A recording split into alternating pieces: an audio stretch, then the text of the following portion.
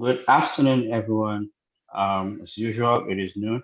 I'm just gonna give a couple of, I think probably 1 minute to allow you guys to come in before we start the business of the day. How have you guys been? This is noon, and I think the second day of, the working day. A week begins. I think the week starts from Sunday. So technically, this is like the third day. But when it comes to normal weekdays, working days, I mean, this is like the second day. Hope you guys are really, really enjoying your day today. I can see we've got quite a number from attendees list. I guess I will just take it off from here, even as you guys keep joining us in. Good afternoon once again, and welcome.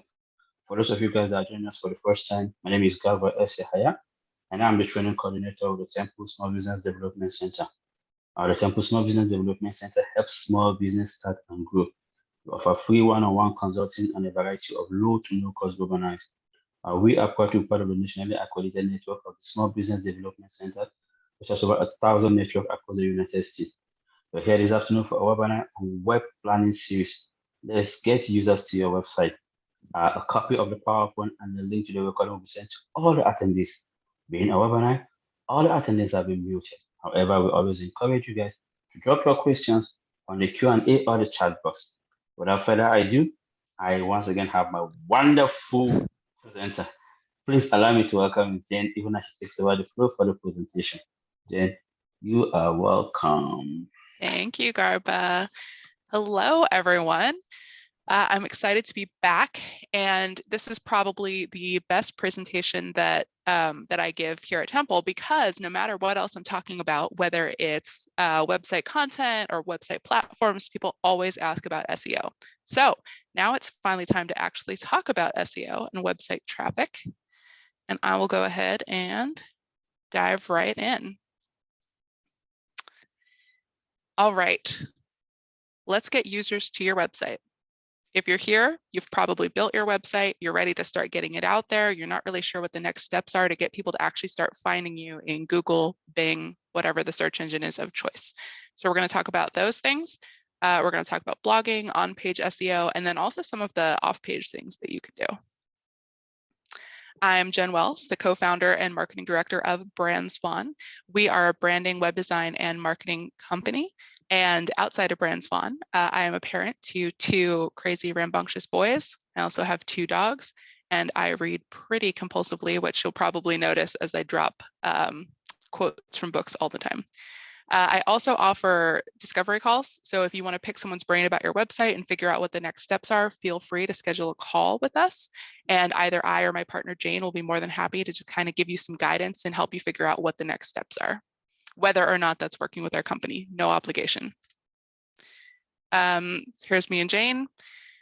We help you break away from the flock through beautiful brands, savvy websites, and marketing that matters. This is our new tagline. We love it. I had to say it. Other than that, I'm going to stop talking about us and get straight to the presentation. All right, so your question is, how do I get people to my website? But the real question you should be asking is, how do your clients find information? And I think making that first pivotal shift in the way you think about it is going to help with everything else. Okay, so you've built the website, you've planned the party, and now you need to figure out how to get people to actually attend. And if you have ever hosted something and sent out Facebook invites and then no one shows up, you know exactly what I'm talking about with this.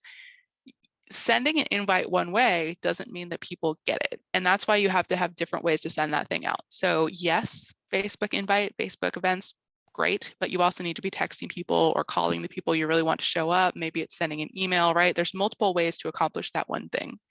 So for your website, and just acronym right here, whenever I say SEO, I'm talking search engine optimization. So I'm talking about how people are finding you in a search engine like Google. So with website traffic, SEO is definitely the biggest one, but you can also get people to your website through sharing manually. Whether that is, your website URL should be on all your print stuff. It should also be on your social media accounts. There's lots of ways to get that URL out there. So we're actually going to talk about those first because those methods are a little bit more straightforward. So like I said, anything that your business creates should have your website and contact information on it. And if you're wondering what contact information to put on there, don't put everything, do you want to get faxes? Probably not. Don't put your fax number. Just put the main things that you want, the ways you prefer to communicate with your clients. So for us, that is always our website, because we have some, information about us, but then also our lead forms are on there and you can schedule with us on there, or maybe an email. We don't love answering the phone, so we don't include that, right? If you don't have an office that you want people to come to, don't put the office on there. Just give them the main way to contact you.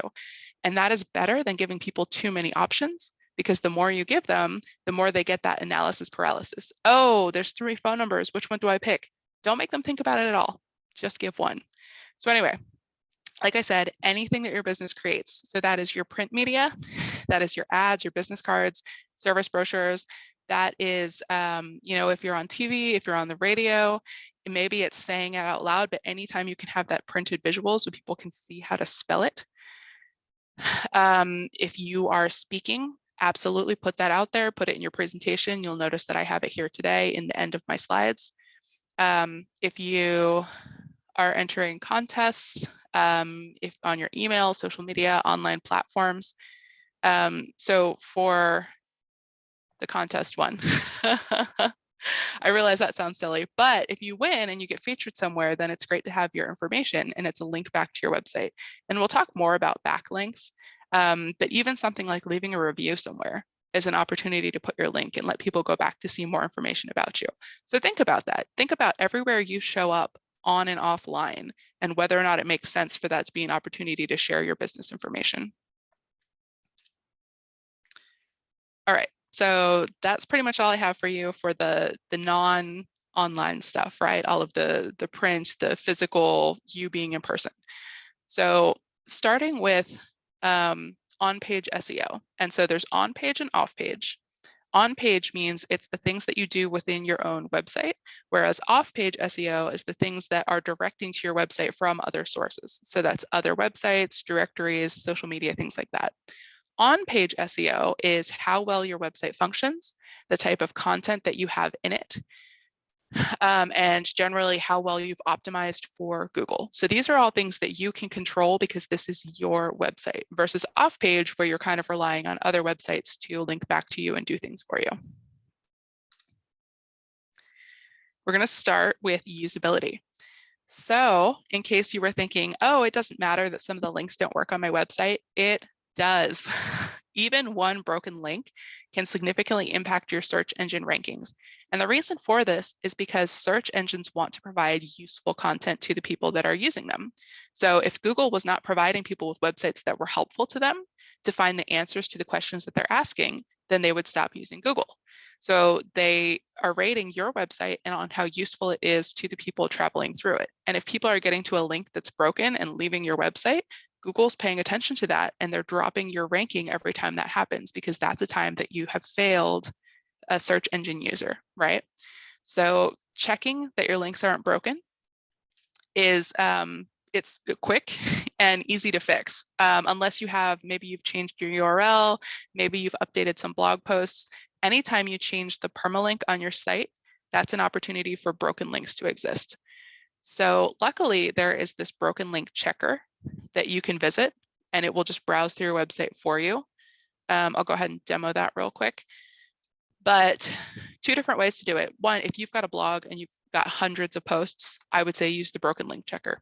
That's the quickest way to do it. And it will check both for internal links, when you've linked to your own pages, and if you've changed the URL and it's broken now, it'll see that.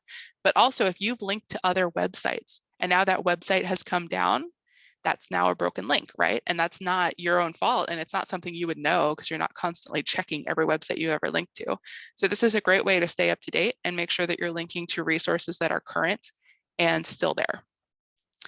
But some other things to check as you're traveling through your website, making sure that everything's loading, that all of your images are there, that there's no page content that you can't find, right? Like it's not in the navigation, it's not linked from any other pages, I can't get there. Making sure that all of your content that you want people to see, they have a clear way to get there and it makes sense. It's in a place that makes sense. Okay, so broken link checker.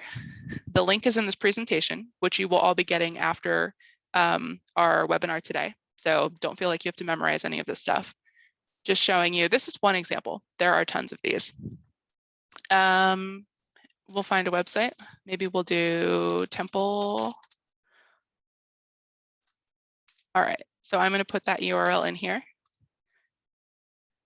Find broken links. It's making sure I'm not a robot.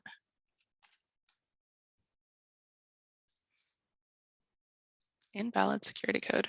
Apparently I am a robot because I can't read this.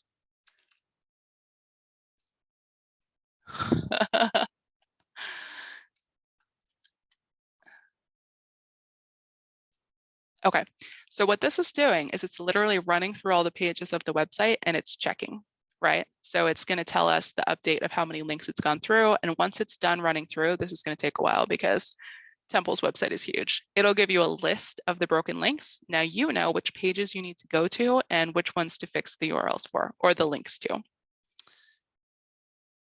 right, while that's running, we'll keep going through.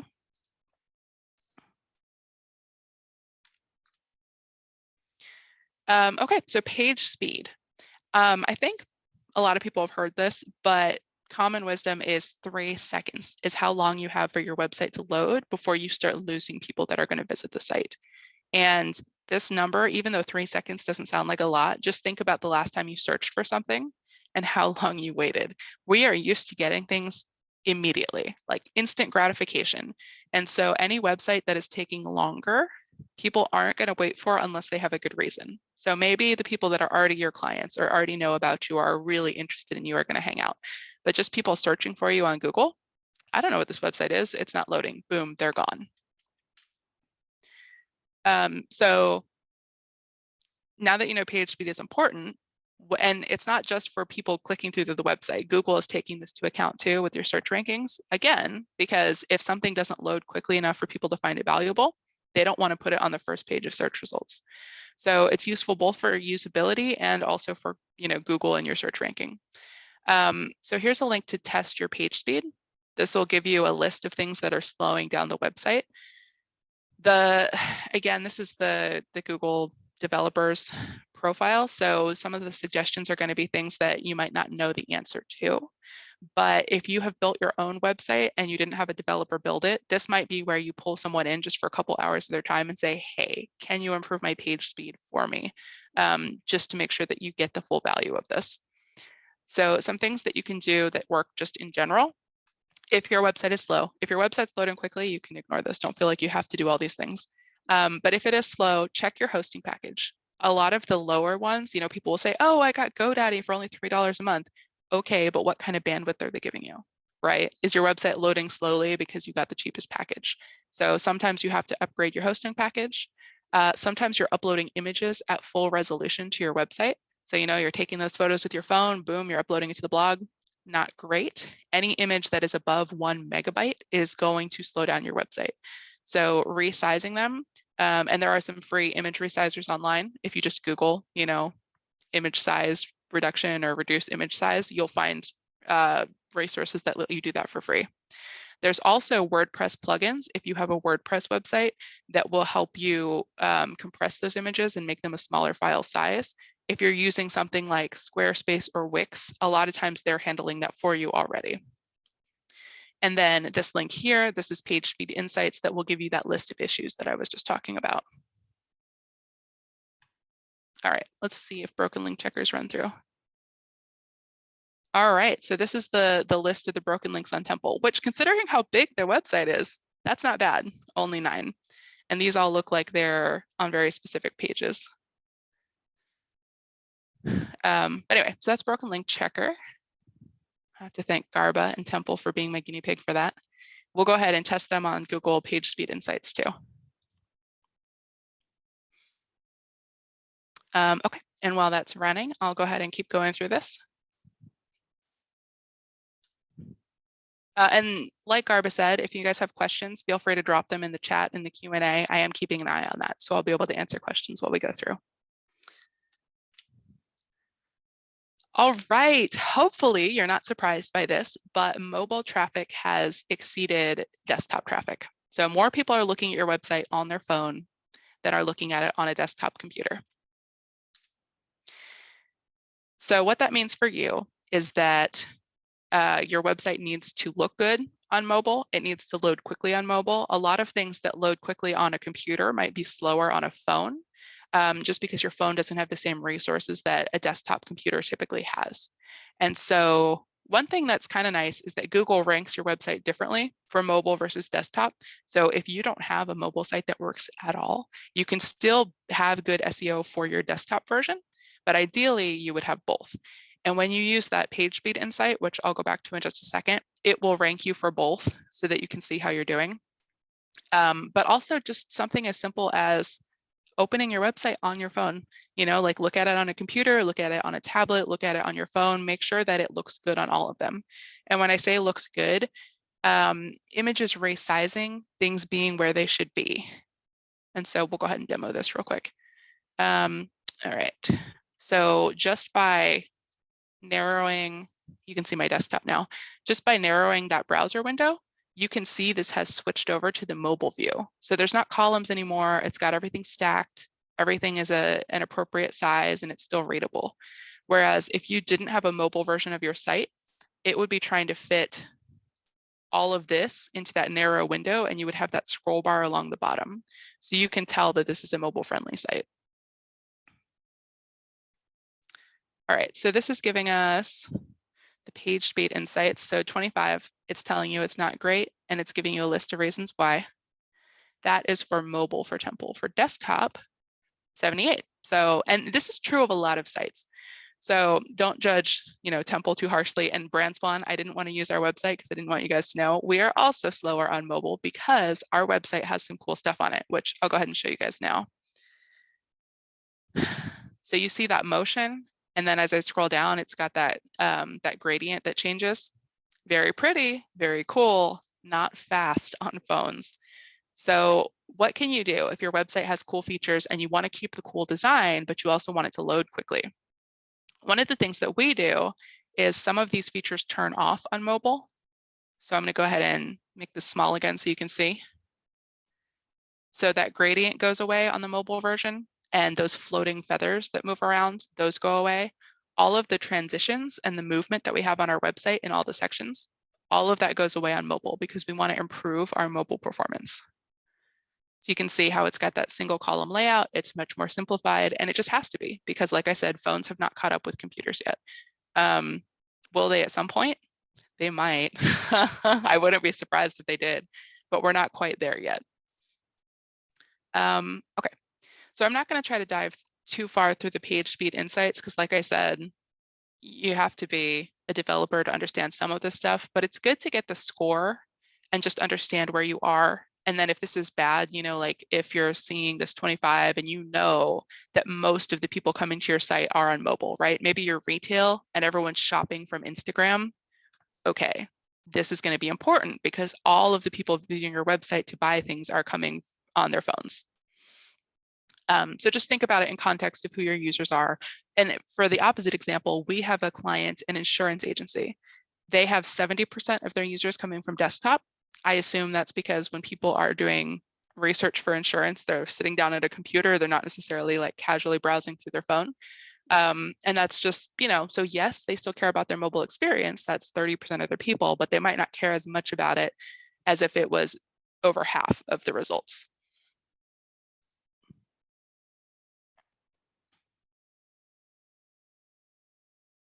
Okay.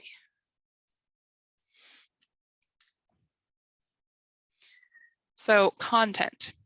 We've talked about the things that we can do to fix your usability, fix your page speed, but content is the main thing. I was going to say content is king, which is a quote I've heard quite a few times, but content is the first thing that search engines are looking at. It is the most important thing. So when we talk about content, there's a few different things you should be looking at within your website. The main thing, obviously, is the content within the page itself, but then there's also a few things on what I would call the back end, but just to kind of go through some basic terminology. So keywords are the search terms people are using to find information. So for us, that's web design Delaware.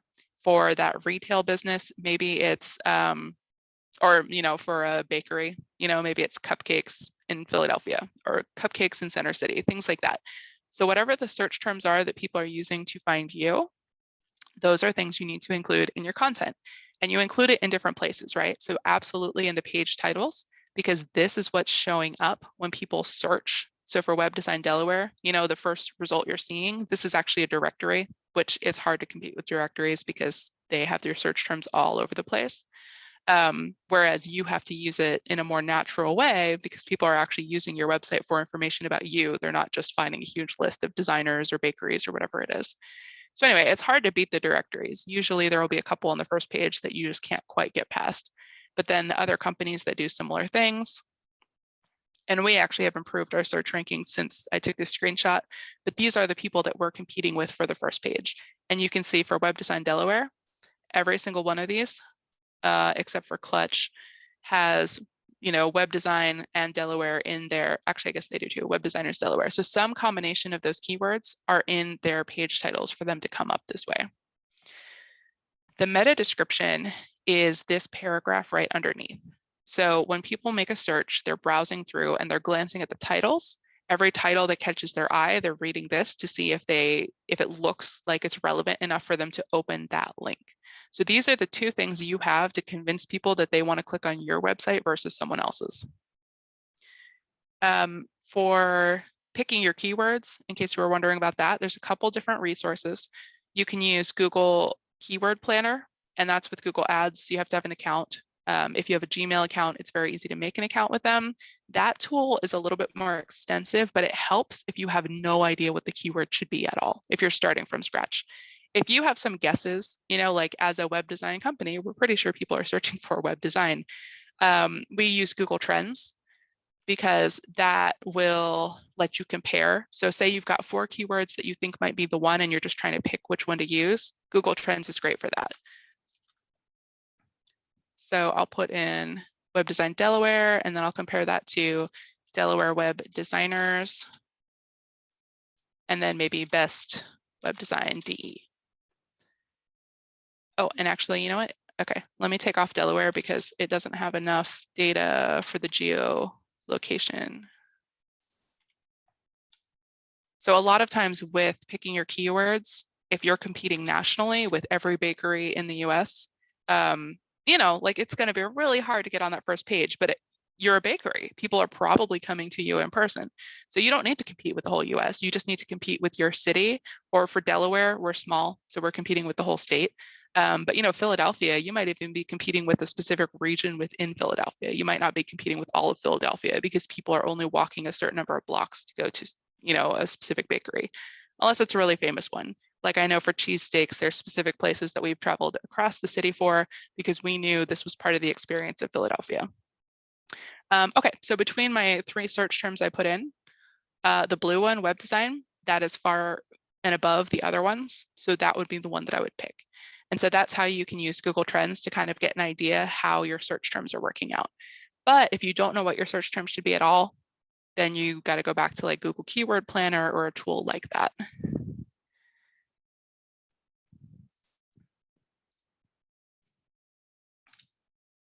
Okay, so now that we know kind of the details about the page, writing the actual content itself. And if you've already written the content for your website, don't feel like, oh no, I'm going to have to start over.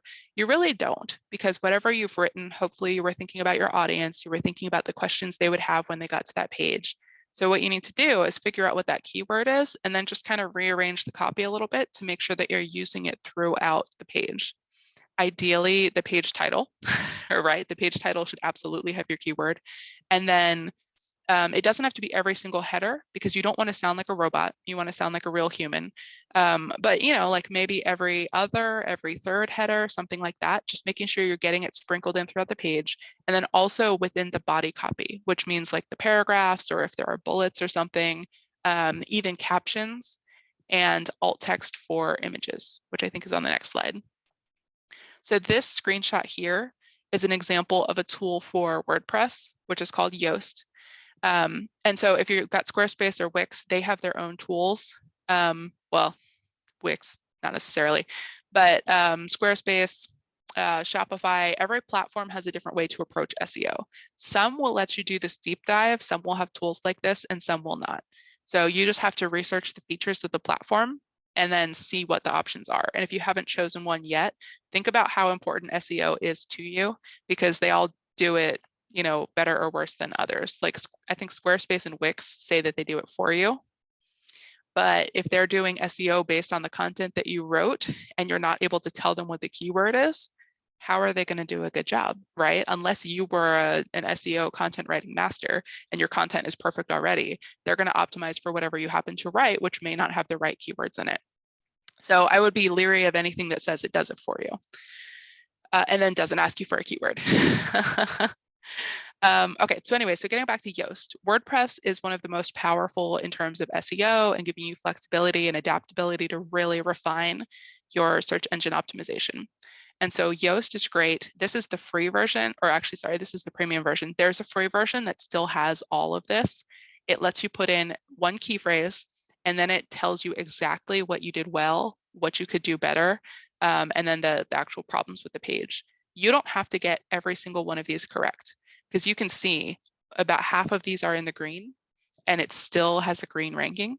Some of these are going to be things like, you know, the title is used twice on the page. So that's a code thing. That's an issue with the website platform that we have. We know that's not a problem, so we just ignore that. So it's kind of like if you use Grammarly, sometimes it'll yell at you because you started your sentence with or you ended with a preposition, or you started with the wrong kind of word, right? And you're like, okay, Grammarly, that was a stylistic grammar choice that I did on purpose. Grammarly doesn't know that. So same thing with Yoast. Sometimes you're not going to do what Yoast recommends and you know it's okay. But in general, it gives you a really good idea. Hey, your content is too short, or in this case, it's a good length. You haven't used your keyword enough. It will tell you how many times roughly you should use your keyword, and then you can just follow these to guide you through writing or adapting your content to make sure that it is going to rank well. Okay, so we talked about keyword density and then also updating your meta description, which we saw on the previous slide. Tools like Yoast will allow you to do that. Most platforms like Squarespace and Wix will also allow you to do that. So it should have an option for page title and then also meta description. Or some places will call it preview text. That's usually the same thing. All right, images gets its own slide because there's a few different pieces of terminology that apply to images. So we talked about size. You want to make sure that you are keeping them small. You want to make sure that they're saved for web and that they're not huge, right? So this one here is 1200 pixels wide. If it's not a background image, there is really no reason it would need to be bigger than that. The only time that we save images bigger than 1200 pixels wide would be, you know, a background pattern for a website, and then maybe it's 1500 or maybe 2000. Even then, like I said, it needs to be under a megabyte. And if you can't get it under a megabyte with whatever your image editor is, use one of those compression tools, find one online that will resize for you. For the different options for images, alt text is the most important. So if for some reason your image doesn't show up, alt text will show up instead, and it should be a description of what the image is. It also is there for screen readers. So if anyone has their computer reading to them, you know, like maybe they have some type of visual impairment or their ability is different, then when it gets to the image, it will read the alt text. So the alt text needs to say what the image is. And if there's text on the image, then that text should be in the alt text as well. The title, that's what it sounds like. The title should be you know, just a summary of what this is about. So not the whole alt text, but just kind of a short caption. So we might say, you know, just the how to choose the best web design company here, whereas this one would be how to choose the best web design company. Let's talk web design with Brand Swan in this blog post, right? So this would be like the full thing. Let's see. Oh, and the file names. Is your file name a bunch of random characters?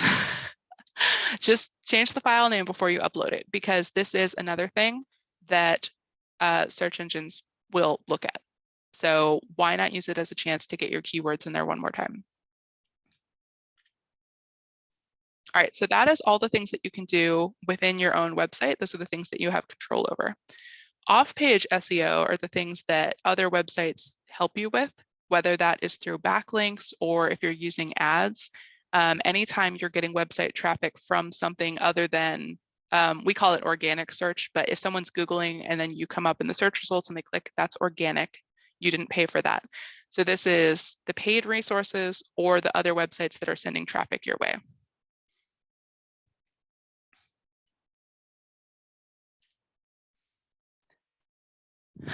Okay, so why do backlinks matter? Because Google, Bing, search engines, they are looking to see not just that you have useful content and that your website works appropriately, but they're also looking for your digital reputation, right? And so each website that links back to you is another website saying this content is valuable.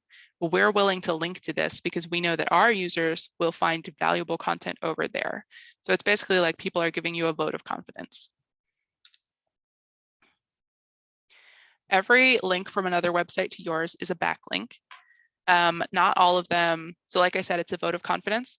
It matters who is sending you those backlinks. So if it's another website within your industry, or if it's a directory, great, that is perfect. If it's a spammy website, if you have purchased a backlinking service that is just like a page of random links, Google is going to look at that and say, that doesn't look right. And that could actually hurt you more than it could help you. So you definitely don't want to do that. You don't want to buy links. You don't want to add yourself to things that seem like scams. You only want to use directories that look legitimate.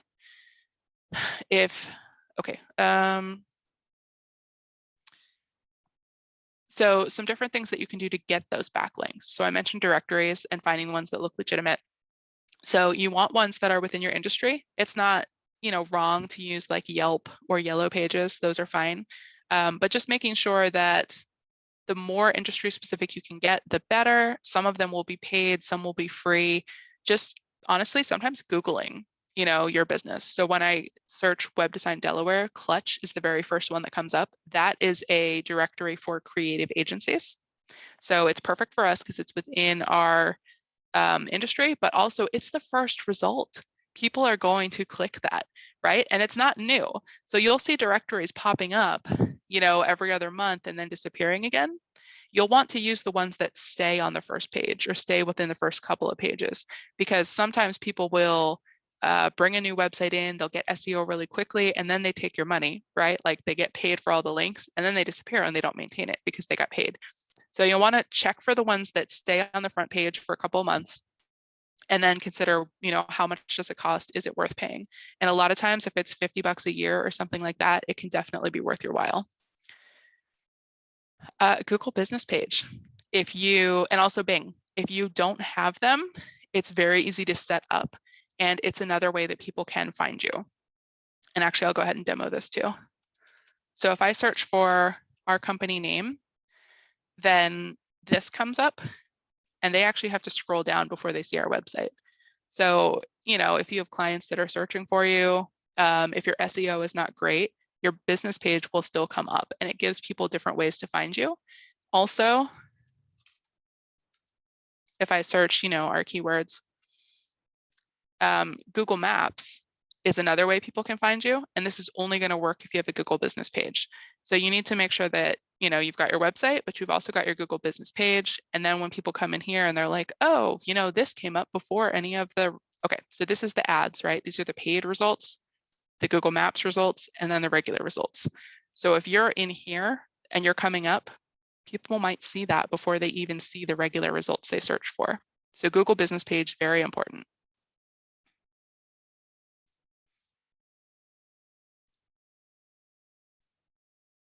Social media accounts. So is this going to dramatically change your SEO? No, but again, every website that you have linking back to you helps. And also a lot of people more and more are looking to see that you have social media accounts to make sure that you're a legitimate business. So it's kind of expected that you have, at least a Facebook, or if you absolutely despise Facebook, I don't blame you. We don't love it either. But an Instagram, if you make videos, YouTube, just something that verifies that you're legitimate, you can link back and forth to yourself and people can see, okay, they have some type of presence other than just a website. If you're looking for additional ways to do backlinks beyond, these are kind of like the basic ones that we try to get people set up with on every website. You can also do guest blogs. So there's different types of websites, and maybe there's some that are specific to your industry. Medium is a good general one. And so you could write blogs, you can send them back to your website. Linking to other websites and not just your own will help it, look more legitimate. You just kind of have to debate whether that content makes more sense on your own website or on an external website. So if you're blogging and you're writing these really long keyword-based blogs that are like 1,000 words or more, I would say absolutely keep that on your own website, because if people are going to find it through Google search, you want them to come to you. But if you're writing short, entertaining posts and you want them to be more easily found by people without SEO, then Medium, and then sharing them to social media, because people are more likely to read things from social that are short and entertaining. And then that backlink will get them back to your website anyway. One of our clients that is in real estate uses BiggerPockets. So searching, your industry blog is a great way to start finding these sources for the industry specific ones, and then considering whether or not you have the time and resources to write additional content for other sources, not just your own. Press releases, right? This is one where, okay, do press releases still have value? I've heard that press releases are making a comeback. I know for our business, we've had a couple different events get picked up by media. Maybe it's because they were slow, maybe it's because it was relevant to their content schedule at the time. Either way, it got us featured on a media website who then linked back to us and our event. So that's great because their readers can see and click the link to see the event, but also that's helping our SEO because that news station is now linking to us. And then paid sponsorships, right? So if you're sponsoring something, they should, if they're not, don't pay for it. They should be putting out social media. They should be giving you a link on their website in their emails. So every time you sponsor something, that's an opportunity for you to get more backlinks to your website. And again, think about things that are relevant to what you do. So as a web design company, there's so many different things that we could sponsor, but if we're sponsoring, like a business chamber, okay, small business, right? That's relevant. Or if we're focusing on, nonprofit marketing, maybe we're sponsoring some nonprofit event, nonprofit networking would be perfect for us, things like that. So think about whether the event is relevant to what your business does, and then also check what they offer in their sponsorship packages to make sure that they are going to link to you, they're going to feature you, they're going to do at least one social post about you. All right, first question. Judith says, I have a blog on my website. How can I have people read it? I tried to find a way to send it via Instagram, but was not successful. What can I do? Instagram is, I was going to say the only, maybe not the only. Instagram is one of the worst for sharing links because you can't put a link in a caption. So what some bloggers do for Instagram is they'll update their profile each time they release a new post, and then they'll say, new post, link in profile. Maybe people will click over to your profile to then open that link. Maybe they won't. If you want to share blog posts via social media, Facebook, Twitter, LinkedIn, there's so many other networks that do that better than Instagram. Instagram's just not great for that. And I do think that they're experimenting with some features that let you share links in your stories. So that might be something to try too. But just in general, Instagram is not great for getting people to go to your website or to get traffic at all. Yeah, that's my best advice for sharing for social. You could, also blog on a different platform that has more readers. So if you were blogging on Medium versus your website, that gives you a whole second audience to find it with the people that are just browsing through Medium. So that's an option as well. Okay. All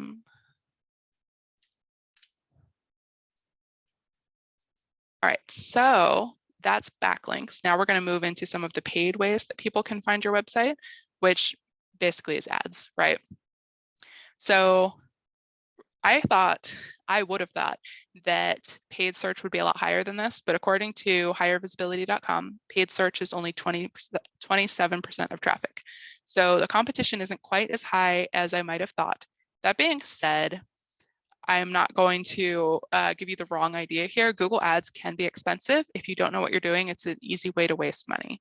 So think about Oh, sorry, someone asked, what is Medium? Medium is just a blogging platform. If you go to, I think it's medium.com.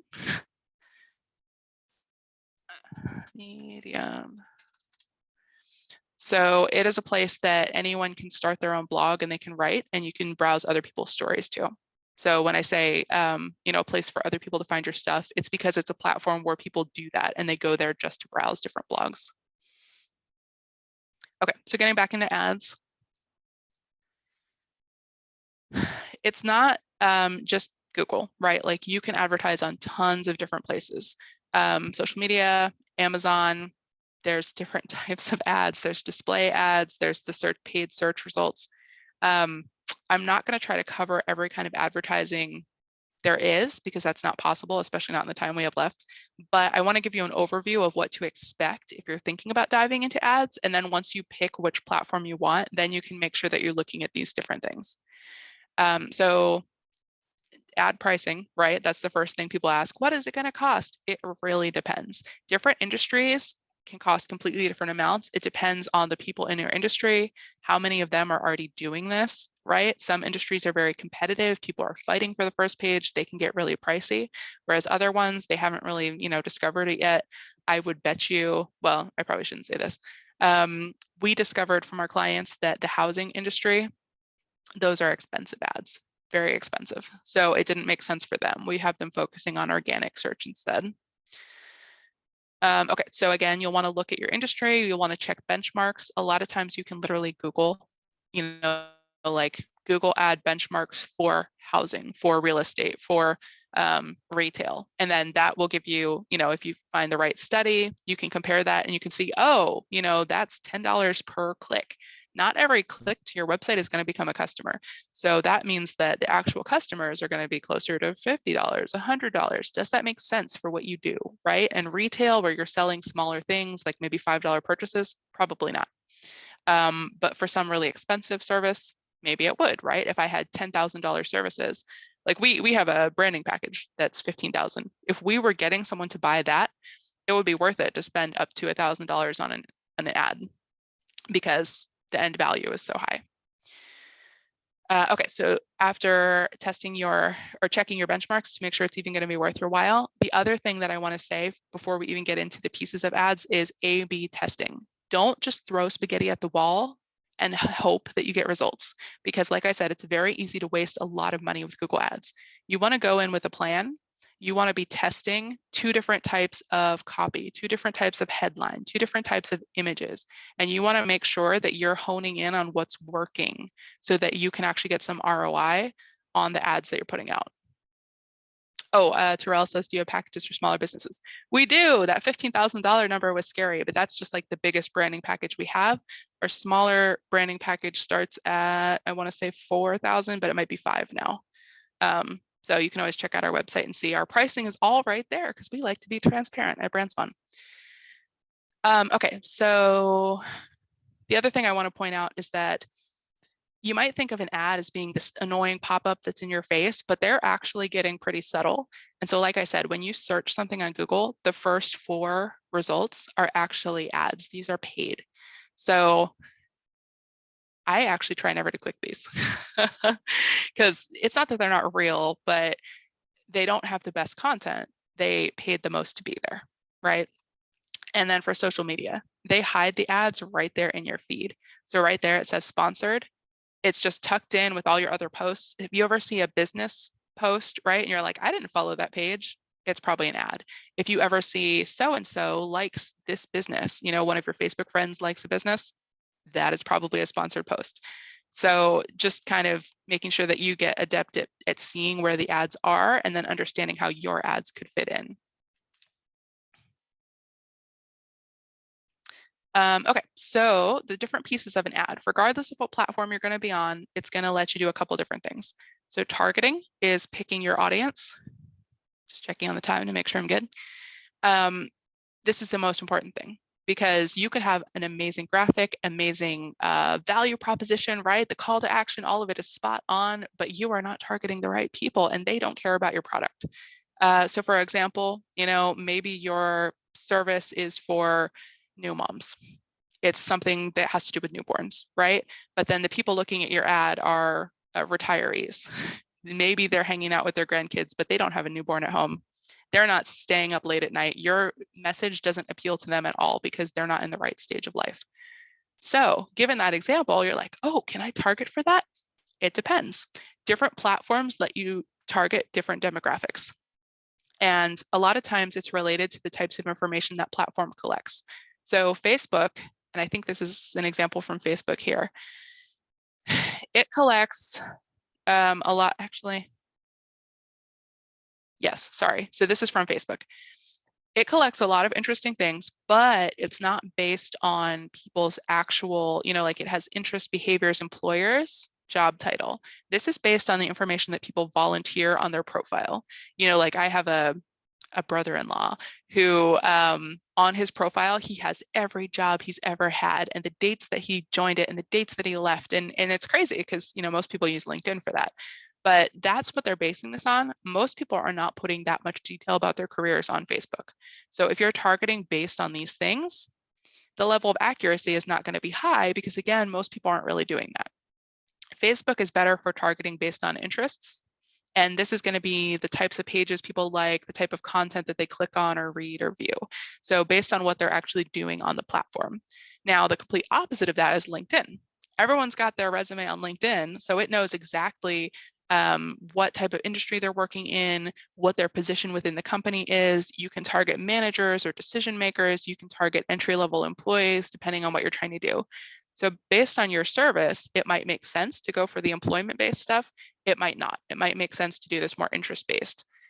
A quick note that some of the detail targeting, depending on what type of ad you're running, like for housing, they won't let you target based on gender and age, I want to say. Like it's limited what you can target for because they're trying to prevent discrimination.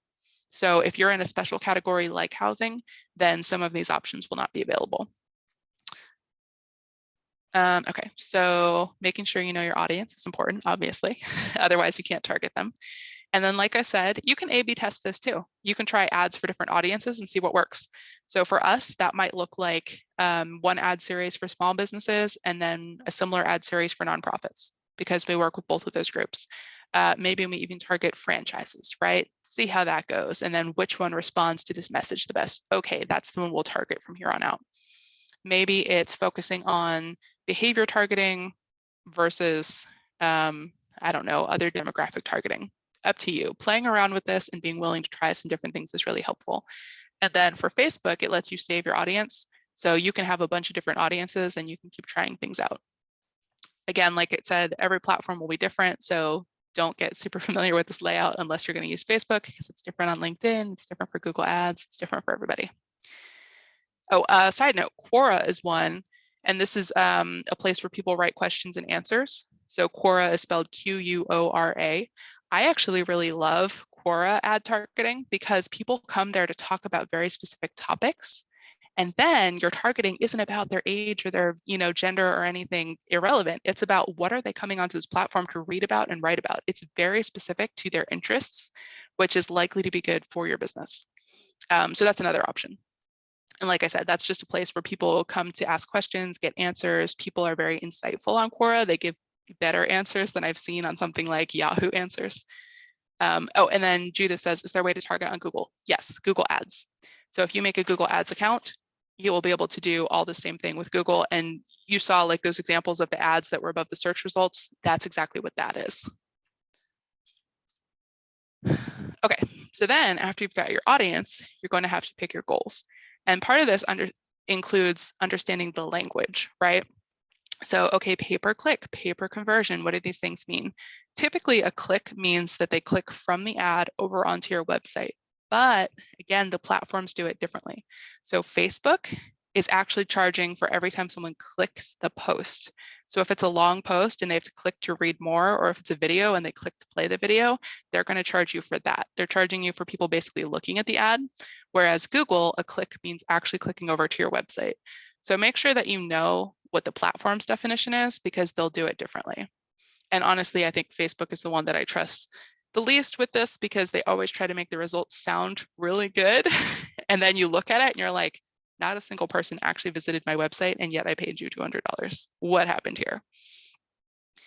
So the opposite, well, not really the opposite. Further than a click is a conversion. Typically, a conversion means that somebody clicked, they went to your website, and then they did something. This is harder to set up because this usually means you have to add some tracking code to your website. Otherwise, Facebook or LinkedIn or whoever it is isn't going to know that they took action on your website. But it lets you track when people click a button or when they fill out a form or when they actually do something. And this is much more valuable because now that is actually a lead. It's not just, someone looked at your website and disappeared and you'll never know who they are. No, this is now someone you will talk to, someone whose information you have, someone that, could potentially become a client. So you have a lot more control over that. But it's a lot harder to get people to take action and it costs a lot more. So for example, maybe Facebook would charge you 15 cents for a click, but then $15 for a conversion. So when you're looking at your benchmarks, make sure that you're paying attention to clicks versus conversions and the different costs associated with those. Okay, and then creative. So this is the hard part, I guess, for people because what do I say that people are actually going to care about? And if you have good website copy, you might be able to just snag some of that. But the best way to think of this is what is the value proposition? What do they care? What is the, what is going to get their attention right away? And then think about that. So if you have a service offering, right, you should know your value proposition. If you have an event coming up, what are they going to learn? What's going to be fun about it? What's going to make it enjoyable for them? Just think about this in terms of your audience. And just answer that question, right? Why do they care? And if you can answer that, then you can write the copy for it. So for the different formats, most social media, you're going to have a graphic, and then you're going to have the actual caption itself. Very similar to an actual post, it's just in the ad format. Facebook lets you do a lot of different things. So you can do a slideshow, you can do a video, you can do like a gallery. There's a lot that you can choose from, or you can do just one still image. Typically, like on Facebook, on social media, the more interactive it is, the better it does. So when you see a post, if you're browsing on your phone and it lets you swipe through, okay, now I was intrigued because this image kind of led into that one and I wanted to see what it read. And then before you know it, you've read the whole post. So anytime you can give them more, consider doing that. So interactive formats tend to do better than that still image, but it's not across the board. It depends on your industry. It's definitely worth A/B testing that to see which one does better for your audience. Same thing with the words themselves, the images. A lot of times people are drawn to strong emotions, strong verbs, not a lot of, you don't want a long paragraph that people don't care about. You want to tell stories and you want to keep it short and compelling. Side note, so, and this is not a great example because this image has a ton of text on it, right? This is a video and the video slide has the title and it has information about the speaker and this is for an event. This is not a best practice. So ideally, your images have less text. So if we A/B tested this, the one that would do better would be the one that was just that speaker's face. Or maybe we have a slideshow and one is her face and one is the title of the event and one is the introduction to, Tanya. So think about what the graphics look like and think about what's going to be eye-catching when people are browsing a lot of things on a little screen. Okay, and then, A/B testing, like I said, I want you to do it on everything, but even if you do it nowhere else, at least do it with your images and with your headlines here. And sometimes people will go for humor, sometimes they go for serious, and you just never know. It depends on your audience. It also depends what's going on in the world at the time, right? Like the pandemic dramatically changed what people cared about. So you need to think about what's happening now, what do people care about, and be willing to try different things out. All right, I have dumped a lot of information on you. So you're probably wondering what the next steps are. We have some resources if you're interested, no pressure. This is a free download on the BrandSpawn website. Links are in this presentation. If you are looking at this and you're like, I don't know how to target because I don't know who my audience is, this worksheet will help you kind of go through and figure out some information about them. Things like, who they are in terms of demographics.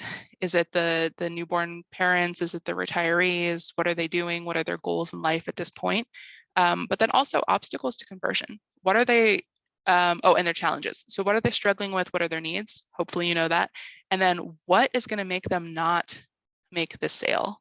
And so your ads should absolutely be addressing their challenges.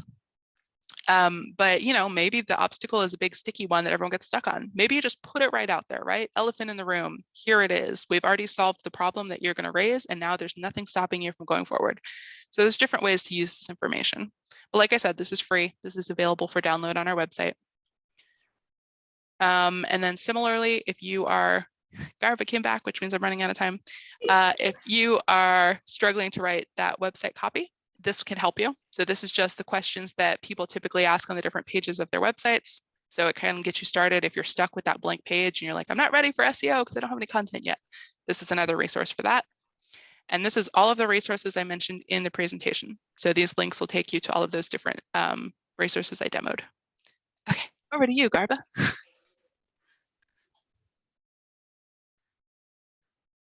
Yeah, I'm good. Just a quick one before you continue. Sure, we have one or two questions on board. Just a quick one. As usual, I just wanted to draw the attention of our wonderful attendees. I did posted a 30-second survey about today's webinar. Remember, we at Temple SPDC, we always cherish your feedback, even as it helps us in improving the services we provide to you guys as a new course. So, my wonderful attendees, please kindly take 30 seconds of your time to help us to fill out the survey link I just posted. Jenny, we can continue. Okay, well, we have a couple more minutes. If anyone else had questions. We have 4 minutes. Oh, you're welcome. Thank you guys for coming.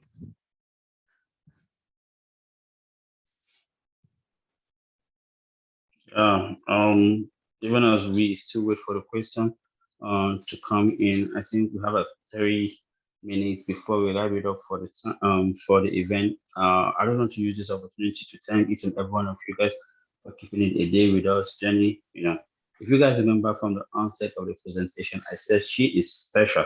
And of course, I'm very sure you guys can attest to it. I like the way the presentation went. I love the questions that actually came up on board, and it was more or less like an interactive section. You always hit it, Dennis. I always give it to you. And without much ado, I also want to use this opportunity to thank my fellow Temple SPDC staff for their wonderful cooperation and encouragement. They have been supportive. Without them, we wouldn't have been here for this webinar with one or two resources, effort to make this webinar to come into existence. Kudos to you guys. Yeah, I think do we have a question? Because there was none on the Q&A and on my the chat box. All I see is a thank you, and a thank you message. No, I think we're good.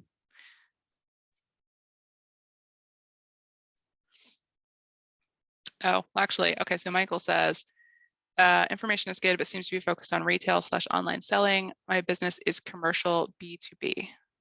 So it might help if I knew what you did, but so our business is service-based, right? And we've used all this information for us selling, web designs. So web design is something that people search for online. Our audience is executive directors and nonprofits, right? So I guess we're not B2B, we're B2N. Or sometimes it's small business owners, which typically are individual people. It's not quite the same as working with a big corporation, but whatever you're working with, there are individual people who need to get this information to solve a problem with their company, and they're the ones that you want to target. So maybe that's, like for us, an executive director or a marketing director at a nonprofit who needs to outsource some stuff. If it's a corporation, and maybe it's an assistant, right, of the CEOs, maybe it's someone who's in charge of a department who needs to solve a problem for that department. Just think about who the actual people are, because it's not just a big, corporate glob. Like there's human beings in there that are trying to find answers to their needs. Okay, guys, I think it is time. I'll just go I will just go ahead and call it off. Janice, once again, thank you for a wonderful presentation, a wonderful attendees. Thank you for your time, and you enjoy the rest of the day. Bye-bye. Bye.